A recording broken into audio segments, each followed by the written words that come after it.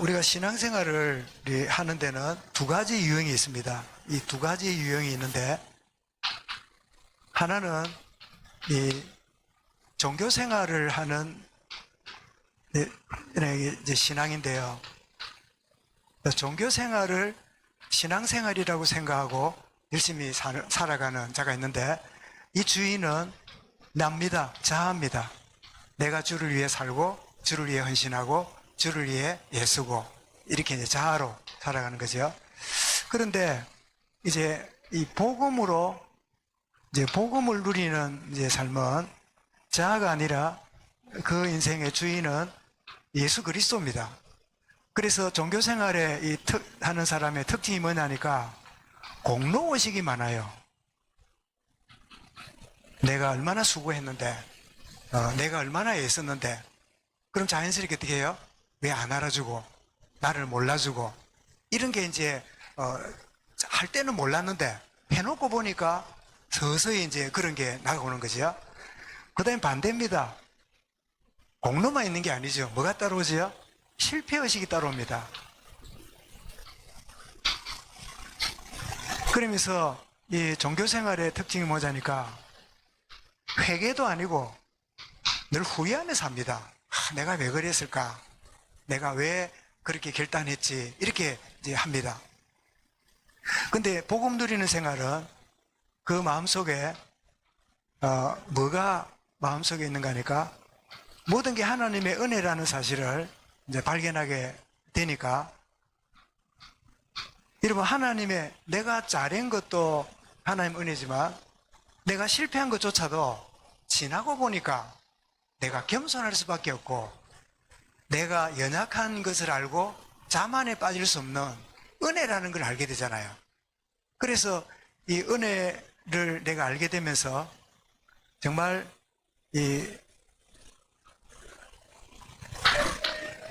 잘된 것도 은혜지만 내 그 연약함도 보면 내 자신을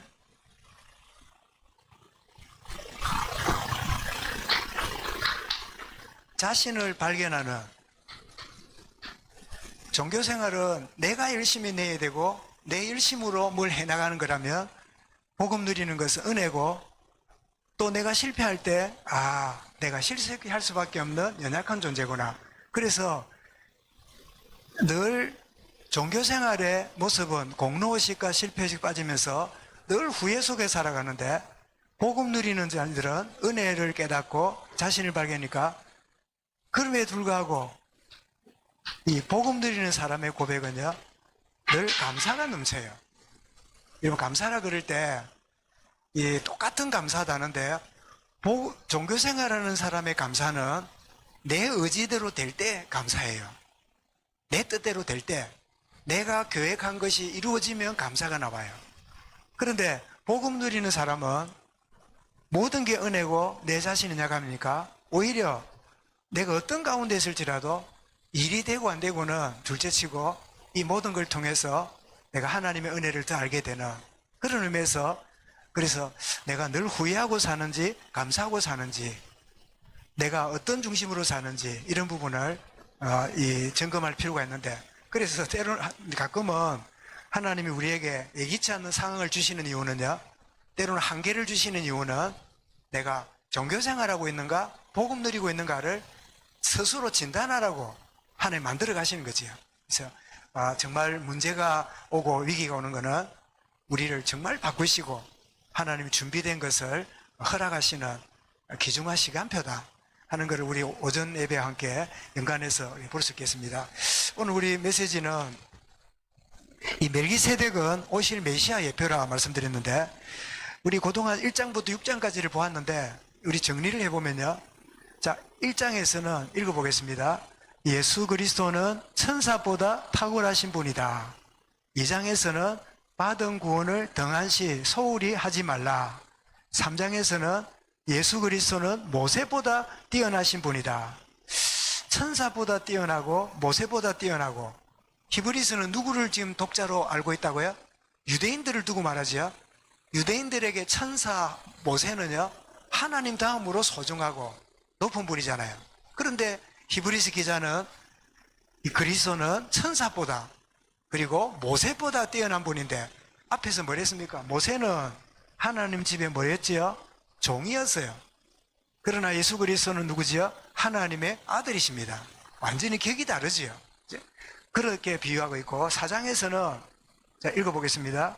예수 그리스도는 여호수아보다 뛰어나신 분이다. 우리를 애굽에서 이 가나안에 들어오기까지 한 위대한 지도자인데 그보다 뛰어난 분이다. 그리고 5장입니다. 읽어보겠습니다. 육신적 대제사장보다 더 탁월하신 분이다. 이런 육신적 대제사장은 누구지요? 아론의 자녀, 자손 레이지파에서 나오잖아요. 그런데 멜기세덱은 뭐지요? 낱날도 없고 이러니까 동정녀로 탄생하신 분이니까 이 육신적으로 온 제사장하고는 전혀 다른 탁월한 분이다. 그 말씀이죠. 그러면서 아까 2장에서도 이렇게 권면을 하지만 6장에서도 뭘 했지요? 읽어보겠습니다. 믿다가 낙심하고 타락한 자에 대한 경고를 주고 있는 그 내용이 1장부터 6장까지를 한번 살펴봤는데요. 그 다음 보겠습니다. 자, 아브라함에게 멜기세덱이 나타났는데 우리 창세기 14장 할 때 아브라함에게 이 연합군을 이기고 돌아올 때 아브라함에게 나타나신 분이잖아요. 그런데 지극히 높으신 하나님의 제사장이다. 그래서 아까 말한 대로 레이지파에서 나오는 대제사장과 달리 유다지파에서 나온 대제사장이다. 여러분 유다지파라 그러면 레이지파에서 제사장과 그 대제사장이 나오는데 그런데 유다지파에서 나온다는 말은 레이지파로 나오는 거 다른 지파로 나오니까 유다지파에서 누가 나왔지요? 네? 다윗이 나왔지요. 그래서 성경 마태복음에서 뭐랬습니까? 아브라함과 다윗의 자손 예수 그리스도를 했잖아요.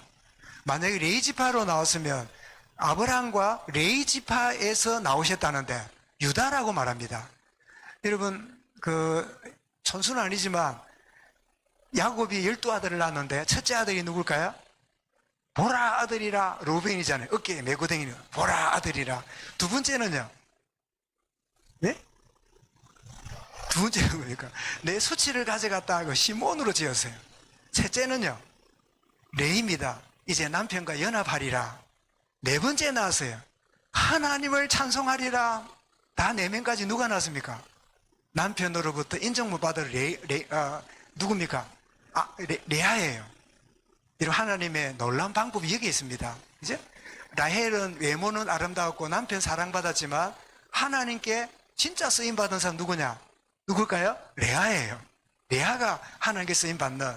그래서 1절도 보라 아들이라 2절도 수치가 가려졌다. 시므이 셋째 남편과 연합하리라. 이러다가요 넷째 낳고 나니까 아들도 없고 남편도 없고요 하나님을 찬양하리로다. 레아는 사랑과 남편을 뛰어넘은 사람이에요.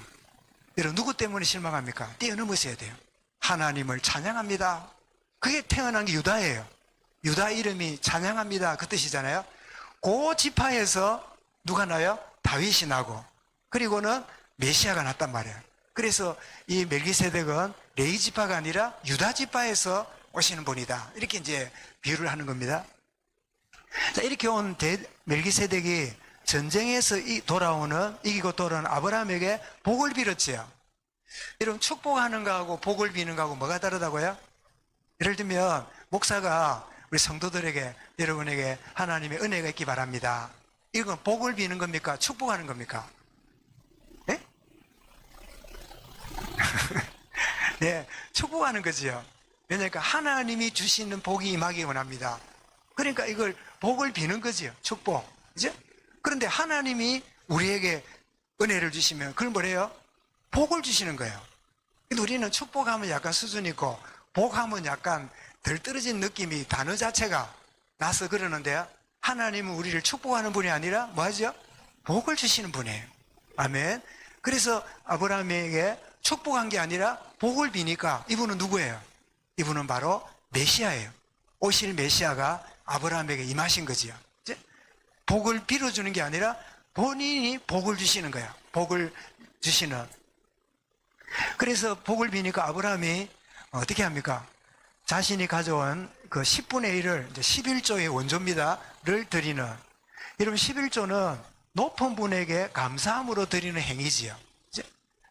이제 그래서 레위 지파보다 훨씬 뛰어난 멜기세덱을 등장시키는 그 인물로 아브라함에게 이렇게 11조를 이제 받을 만큼 높으신 분이다. 그 이야기를 하고 있는 겁니다. 그러면 구체적으로 그 멜기세덱 그가 누군가 보니까 의의 왕, 살렘 왕, 평강의 왕이다. 왕이 왕인데 이렇게 나누어서 설명합니다. 그런데 뭐랬습니까? 어머니도 없고 뭐 이런 표현 하잖아요. 이 말은 뭐죠? 성령으로 잉태되신 걸 의미하는데, 그러고 보니까 성령으로 탄생한 분이 누굽니까? 예수 그리스도죠. 그래서 그분이 우리의 영원한 대제사장이다. 자, 레위 지파 제사장은 이스라엘 백성에게서 11조를 받았어요. 그러나 멜기세덱은 레위의 조상인 아브라함에게 11조를 받았어요. 그러니까 격이 다른 거죠. 무슨 말이 되죠? 이렇게 히브리서 기자가 구약에 있는 그 구약을 알고 있는 히브리인들에게 아주 세밀하게 논리적으로 이렇게 설명을 하고 있음을 우리 보게 됩니다. 그래서 멜기세덱은 탁월하신 분이고 오실 메시아를 예표한다. 그 얘기를 주는데 우리 세 번째 가서 보겠습니다. 예표를 하는데 어떤 의미에서 메시아가 맞을까요? 여러분 살렘이란 말은, 여러분 예루살렘 그럴 때 예루는 성이란 말이고 살렘이란 말은 평강이잖아요. 그래서 평강을 주시는 평강의 왕으로 우리 오셨는데, 이사야 9장에도 뭐라고요? 평강의 왕이 오셨다고 메시아를 그렇게 예언하잖아요. 그래서 평강을, 참된 평안을 주시는데, 예수님 부활하기 전에 이렇게 제자들에게 주신 말씀입니다. 같이 읽습니다. 나의 평안을 너희에게 주노라. 내가 너희에게 주는 것은 세상이 주는 같이 아니하니라. 이 살렘왕으로 오신 그 멜기세덱이 메시아가 맞음을 이렇게 설명하고요. 두 번째는 의의 왕. 의란 말은 무슨 뜻입니까? 진리란 뜻이죠. 바르다. 불의가 아닌 올바른 사실을 말하는데, 그런데 본인이 의로울 뿐 아니라 우리를 27절에 보니까 우리를 의롭게 하시려고 자기를 십자가에 단번에 들으셨어요. 불의한 우리를 의롭게 하시는. 참 저는 이게 학생 시절에 아버지도 막 사업이 어렵게 가지고 넉넉하게 이렇게 지나지 못하고 그렇게 지내오는 중에 부러운 것 중에 하나는 도시락 먹잖아요. 학교 교실에서. 요즘은 다 급식을 하는데 도시락 뚜껑을 열면요 자괴감을 느껴요. 아니 무슨 도시락에 계란이 들어있어요. 또 열면요 뭐 멸치볶음, 뭐 그 소고기 볶음, 뭐 이런 반찬을 있는 아이들 보면요 한 번 더 쳐다봐요. 쟤는 어느 집에 사는가. 저는 뚜껑을 열면 뭐 무짠지 하나만 먹어도 밥 한 끼 다 먹는, 조금씩 먹어야 돼. 많이 먹으면 큰일 나요. 뭐 짜가지고 하루 종일 무리켜요. 그래도 한 가지는 그림을 그리면 이제 그림을 그리잖아요. 그리면 이제 아이들이 앞으로 미대 갈 아이들은 그림 그리는 게 좀 달라요. 목탄 이게 석탄 같은 거 가지고 대생을 해요. 하는데 시커멓게 묻잖아요. 그러면 잘못 그리면 뭐 합니까? 지우개를 가지고 지우잖아요. 지우개를 볼 때마다 또 자기심 느낍니다. 우리는 고무신 갖고 지울 때도 있었는데 삽살고무라는 게 있어가지고 써서 가면 잘 지워져요. 이야 저런 게 다 있는가. 네. 그리고 또 한 가지는 짝지가 홍익대 미대 갈 거라고 이런 애인데 앞으로 이제 미술대 갈 거라고 종이라든지 이러는데 목탄 연필을 챙겨가지고 이 석탄 가지고 그림을 그리다가 이래 하면 지우개 안 해요. 뭐 갖고 하냐? 지금 생각해도 가슴이 찡합니다. 그 식빵이죠, 식빵. 식빵 속이 있잖아요. 그거 가지고 닦는 거 있죠. 큰 맛있는 식빵을 아니 그거 가지고 닦아가지고요. 나 먹는 줄 알았더니 버려버려. 이 식빵이 이 대생한 그 밑그림을 싹 지우는 지우개 역할을 하구나. 예수님의 피는 우리의 십자가를 불의한 우리를 의롭게 만드는 거예요. 나 그 이야기 하려고 식빵 이야기 하는 겁니다. 네. 우리의 죄를 없애시는, 그래서 의롭 자신을 단번에 드리는. 그 다음에 세 번째로 평강의 왕인데, 이 평강은 제 문제가 해결될 때 오는 마음의 안식입니다. 여러분, 혐의가 있다고 할 때 내가 분명히 잘못한 건지 아닌지 내가 애매할 수 있잖아요. 그런데 어느 날 해결되고 나서 내가 무죄라 이럴 때 되면 얼마나 마음이 막 버린 것도 없는데도 마음이 막 편안해집니까? 죄로 인하여 눌려있던 인생이, 여러분, 죄인이 죽어 지옥 갑니까? 예, 죽어 지옥 가지요. 살아서는요, 지옥을 경험하고 살아요. 그죠? 그런데 내가 구원받습니다. 죽으면 천국 갑니까? 아닙니다. 지금 제사함의 평안과 안식을 누리려. 죽은 다음에는 여러분 나중에예요. 지금 주시는 하나님 은혜가 있는 거지요. 그래서 어떤 사람은 그래 뭐 택한 백성은 구원받는다니까 제일 실컷 짓다가 입원해가고 일주일 동안 바짝 쫄아가 천국 가면 안 되겠냐 이러는데, 그래 할 사람은 그래 하면 돼요. 그런데 만약에 그래 간다 하더라도 죽은 다음에 구원도 구원이지만 지금 내가 제사함 받고 하나님 주시는 평안, 안식을 누리고 있는 이 평안의 축복을 모르고 세상의 재미, 그걸 재미라고 생각하고 일주일 남겨놓고 쫄은다? 말도 안 되는 소리지. 모르니까 그런 소리 하는 거지요. 정말 평강은 내의 제 문제가 해결되었을 때 거기서 오는 참된 쉼이다 볼 수 있습니다. 그래서 율법의 한계를 넘어서 우리를 하나님께로 이끌으시는 분이 이 멜기세덱인데, 베드로전서 3장 18절을 읽어보겠습니다. 그리스도께서도 단번에 죄를 위하여 죽으사 이는 우리를 하나님 앞으로 인도하심이라. 우리의 모든 죄 문제를 다 해결하시고 이제는 어떻습니까? 단장한 신부처럼 확 신랑된 주님께로 나가게 되었다. 얼마나 참 아름다운 그림입니까? 그 다음 보겠습니다. 그래서 우리 받게 될 경우는, 첫 번째는, 자, 우리 이제 7장을 보면서 이렇게 받는 경우입니다. 읽어보겠습니다. 우리의 영원한 대제사장으로 친히 자신을 희생 제물로 드리셨음에 감사하는 주님, 나의 자유는 당신이 종이 됐기 때문입니다. 나에게 누리는 이 평강은 당신이 고통당하셨기 때문입니다. 내가 누리는 참된 은혜는 당신이 값을 지불했기 때문입니다. 여기에 대한 감사가 넘치는 두 번째입니다. 받게 된 교훈입니다. 자, 읽어봅니다. 율법 앞에 서선 우리의 연약을 십자가로 담당하사 담대하게 하심을 누려야 돼요. 이런 우리가 하나님 앞에서 용서받고 해결받은 이 자유함을 못 누리면요, 매사가 자신감이 없어요. 매사가요, 겸손도 아니에요. 쭈삣쭈삣하고 사는데 스스로는 겸손이 착각해요. 겸손 압니다. 겸손은 비굴이 아닙니다.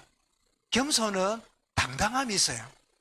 겸손은 하나님 앞에 주시는 참된 그 자유함과 자유하는 힘이요 있지요. 그래서 막 내가 죄책감에 시달리고 하나님 앞에 한 것도 없고 그렇게 쭈삣쭈삣하는 그거는 결코 하나님 주시는 게 아니에요. 참된 우리를 담대하게. 그래서 아브라함이 여러분 그 아내를 우이라고 하기도 하고 뭐 이랬지만 그 왕이 와서 화친조각 맺고 할 때 아브라함이 뭐라고요? 당당했잖아요. 그 전에 우물을 왜 뺏어갔냐? 뭐 한 소리 하고 했잖아요. 그게 뭘까요? 하나님 주시는 당당함이 그 마음을 그렇게 지배하는 거지요. 세 번째입니다. 읽어보겠습니다. 율법을 완성하사 참 사랑을 알고 행해야. 그래서 우리는 이런 복음 안에 자유했는데 성경이 뭐랬습니까? 그 자유로 육체의 기회를 삼지 말고 뭐 하라고요? 너희가 서로 종로로 달아. 우리 수요 메시지 우리 같이 나눴지요. 한 번 더 물어볼게요. 여러분, 종하고 종로로다고 이게 같습니까? 다릅니까? 네? 어떻게 다릅니까? 종은 안 하면 안 되는 자라요. 싫어도 해야 돼요. 종로로서 누구지요? 자유한 자가 종로로 달 수 있어요. 내가 진짜 자유하게 되면 자유하는 힘으로 섬김도 가능해요. 왜 내가 해야 돼? 왜 내만 해야 돼? 뭐 나밖에 없나? 결코 안 해요. 그는 종이에요. 종이기 때문에 또 시키나? 에이 뭐 어쩔 수 없지 뭐 종이니까. 그러나 종로로서 뭐예요? 자유한 자이기 때문에 내가 할 수 있는 게 너무 감사하고 기쁨으로 감당하는 거지요. 여러분, 종으로 살지 말고 종로로 사는 비밀을 누리시기 바랍니다. 이게 여러분, 교회 안에는 종으로 사는 사람은요, 율법 생활을 하기 때문에 늘 막 이 공로의식과 실패의식 속에 있으면서 늘 그냥 막 힘들겠잖아요. 그러나 참 복음을 누리게 되면요, 종노릇하는, 예수님이 제자의 발을 씻긴 게 뭐라고요? 그 종노릇이잖아요. 종이기 때문에 발을 씻기면 종이 하는 일인데, 선생님이 제자의 발을 씻긴 건 뭐예요? 그건 종노릇이에요. 종노릇이 되는 거죠. 정말 이 축복을 참 누리는 이런, 그래서 그게 뭡니까? 하나님 사랑. 하나님 사랑이란 말은 하나님 우선주의란 말입니다. 하나님 눈에 안 보이는데 어떻게 사랑합니까? 진짜 하나님 말씀과 하나님이 먼저 원하시는 것, 그것이 우리의 우선주의가 되는 거지요. 그래서 약간은 종교성이 많지만은 옛날에 우리 어머니들은 이게 돈을 이렇게 물건을 받거나 이러면요, 어떻습니까? 다리미 가지고 싹 물뿌리가 다리 가지고 제일 먼저 뭐부터 뗍니까? 11조부터 딱 떼놓고, 뭐 감사 떼놓고, 그리고 미안합니다, 제가 목사라서 하는 말은 아닙니다. 그 다음에는 어머니가 어디 샀는가, 우리한테 후라이 해주도 않은 계란 한 판을 사와요. 비닐봉지를 갖고, 그죠? 어떤 데는 반판이라. 이제 나 계란 한 판이 30개인 줄은 결혼하기 전에 몰랐어요. 한 판이 30개 돼요. 난 계란이 30개라는 걸 확실히 인식한 거는 딸님이 그래요. 아빠, 내 나이가 계란 한 판이에요. 그게 무슨 말인가? 이게 30개라. 그런데 그게 벌써 몇 년 지났습니다. 근데 그게 뭐냐? 호라이 해줄 줄 알았더니요, 이거 목사님 갖다 드려라. 저보고 시켰어요. 왜 목사님, 우리 묵도 안 하는 걸 왜 목사님이 갖다 주지? 이랬는데, 그게 순전한 마음에 주의 종을 섬기는 마음이에요. 그죠? 요즘은 그런 게 없지만 옛날에 그런 게 있었어요. 내가 그런 심부름을 자주 했어요. 그럼 이제 목사님이 기대해주고 이랬는데, 그렇게 모든 게 뭐라고요? 우선순위예요. 제가 말씀드렸죠. 지금 구마고속도로 타고 가다 보면 왼쪽에 보면 개서교회라는 데가 있어요. 그 교회가 있는데 고신적 교회인데, 거기에 장로님이 우체국장이 아니라 그 공무원이 아니면서 오랫동안 하면 해주는 거 있잖아요. 그러니까 한의사가 아니고 한약방, 약사가 아닌데 해주는 거 있잖아요. 오래 하면 인정해주는. 우체국도 그런 게 있는가 봐요. 그래서 오래 하다 보니까 우체 공무원은 아닌데 인정받는 그런 일을 하는 분이 그 교회 장로예요. 그래 이제 옛날에는 저 피아노가 아니고 뭐 있습니까? 풍금이요, 풍금. 풍금 아시지요? 발을 어찌 됩니까? 하여튼 뭐 얄랑얄랑 해야 됩니다. 하여튼 막 한참 젖어야 바람이 들어가야 오잖아요. 그런데 이제 그 교회를 뭐 지었거나 이런데 피아노를 이제 그 사야 될 일이 벌어지는가 봐요. 그런데 이제 그 풍금을 쓰는데 딸이 뭐 음악을 했는가, 아빠 피아노가 있어야 내가 연습하겠다고 이러는데, 이 장로님이 좀 기다리라고. 그러면 딸내미는 피아노 사달라 이러는데 또 기다리라고. 그랬더니 피아노를 2대를 샀어요. 왜 2대냐? 교회도 풍금 있는데 교회 하나 드리고 니 써라. 그래, 그도 모을 때까지 장로님이 기다린 거야. 요즘 참 없는 이야기입니다. 그죠? 그 중심이 뭐죠? 하나님 중심이라. 이렇게 하라는 뜻이 아닙니다. 매사에 하나님 기뻐하는 게 뭘까? 이 생각이 하나님 사랑의 표현입니다. 여러분, 옛날에 데이트를, 곽장님도 데이트 하셨죠? 이거 어려운데. 했는데, 예쁜 여자 옷이 있으면 누가 생각납니까? 우리 성희한테 입혀봤으면. 그 생각 나겠지요? 우리 홍사님도 이래 지내다가 맛있는 거 있으면 애도 있고 하면 우리 애 먹여야지. 이런 생각 하시지요? 왜 그럴까요? 사랑하면 생각나요. 사랑하면 생각이 나요. 이거 해주면 좋겠구나. 생각이 나지요? 그러면 하나님 사랑이 우선주의 되면 더 나아가서 이웃이 누굴까요? 하나님이 나를 사랑하듯이 이 대상자도 하나님 사랑받는 자예요. 그러면 나도 어떻게 해요? 하나님 사랑을 받는 내가 아무리 까칠하고 이상한 존재라도 그 사랑으로 받아주는 게 하나님 사랑의 또 다른 표현이지요. 나는 하나님은 사랑하지만 저런 인간은 막 말도 안 걸어. 이거는 뭐예요?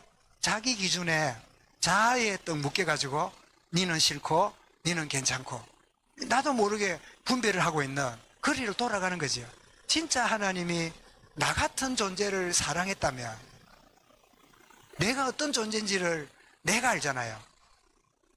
그렇다면 누구라도 하나님이 자기 아들을 보내서 구원하신 그 이웃과 내 주변에 있는 자들까지도 내가 사랑할 수 있는, 그러면 이제 기도가 뭡니까? 사랑하기 원합니다가 아니라, 주님, 저 상대를 내가 사랑할 수 없을 만큼 내가 너무 편협적입니다. 수용하지 못할 만큼 나는 너무나 자아가 강합니다. 주여, 나를, 저 사람을 수용할 수 있는 은혜를 주옵소서.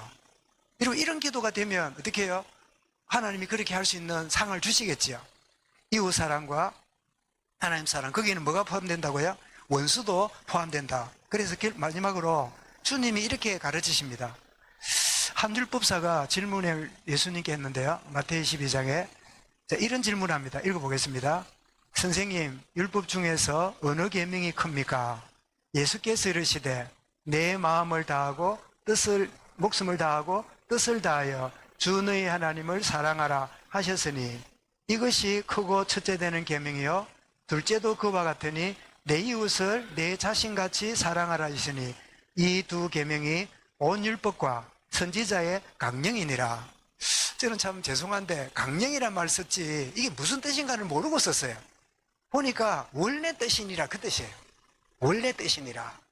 우리 강령 이러면 뭐 이렇게 여러 가지 말하잖아요. 강령이라는 단어가 한국말로 따지면, 한글로 따지면 원래 뜻이라는 거예요. 원래 뜻. 하나님 말씀의 원래 뜻이 뭐라고요? 하나님 사랑과 이웃 사랑하는 게 성경의 원래 뜻이라는 거예요. 그 말은 뭐지요? 우리도 모르게 자기 생각으로 성경을 보고 자기 기준으로 성경을 해석한, 그게 아니고 원래 뜻이 하나님 사랑과 이웃 사랑이 원래 뜻이다. 그러니까 우리가 더 이상 내 생각과 고민할 필요 없잖아요. 그래서 멜기세덱은 오실 메시아의 예표인데 그분으로 말미암아 주시는 이 놀라운 하나님 사랑과 이웃 사랑의 축복을 누리면서 승리하는 이 한 주간 되기를 주의 이름으로 축원합니다. 감사합니다. 주님, 아브라함을 축복했던 멜기세덱이 오실 메시아의 예표임을 우리에게 말씀해 주신 것 감사합니다. 우리를 의롭게 하시며 우리를 당당하게 하시며 감사하며 영광 돌리며 기뻐하며 살아가는 이 귀중한 은혜를 우리에게 허락하신 그리스도를 찬양합니다. 이 은혜 가운데 승리하는 이 한 주간 되도록 인도하여 주옵소서. 예수 그리스도 이름으로 기도드리옵나이다. 아멘.